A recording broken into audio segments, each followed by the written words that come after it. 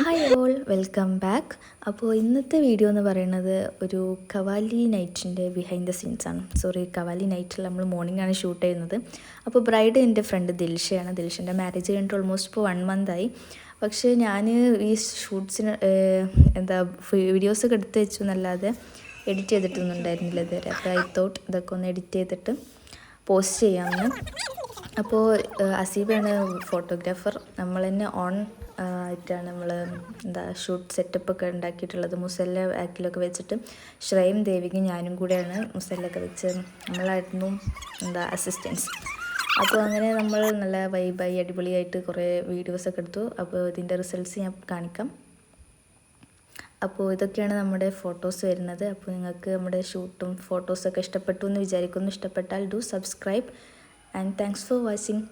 Okay, bye.